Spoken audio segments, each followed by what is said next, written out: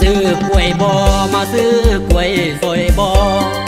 มากกล้วยเจอมาซื้อกล้วยซอยแดงมากกล้วยเงาหน่วยใหญ่เงาละพันดีเด้อแม่ทุกลายหน่วยดำกำแหน่มาถ้าแม่มาซื้อซอยแดน้องสาวกล้วยพันดีซิมเบิ่งตีมาลองกินเบิ่งก่อนมากกล้วยเงาของอะไรแซ่บดีแน่นอนหน่วยใหญ่ยาวให้กินก็มีแห้งอ่อนซ้อนมาเด้องามงอนผู้ใดมาก่อนสิเป็นคนโชคดีมือนี้ไอ้ใจดีบ่ขายมาเหลือบ่หลายหน่วยเดียวขอรอ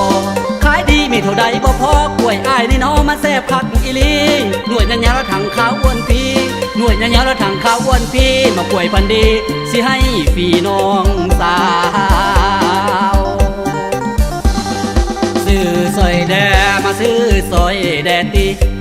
ซื้อกล้วยซอยแดคนดียังเหลือครึ่งวีสิยกให้น้องสาวอยากได้แน่มากล้วยเงาพันยาวอยากได้แน่มากล้วยเงาพันยาวแม่ห่างผู้สาวสิยกให้หมดเลย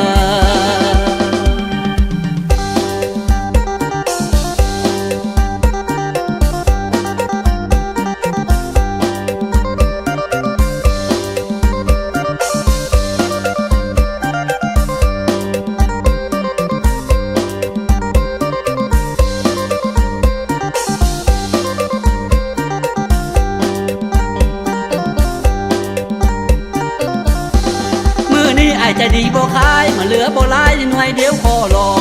ขายดีมีเท่าใดบ่พอกล้วยอ้ายนี่น้อมาแซ่บคักอีลีหน่วยยาวละถังข้าวอ้วนพี่หน่วยยาวละถังข้าวอ้วนพี่มากล้วยพันดีสิให้ฟรีน้องสาวซื้อซอยแด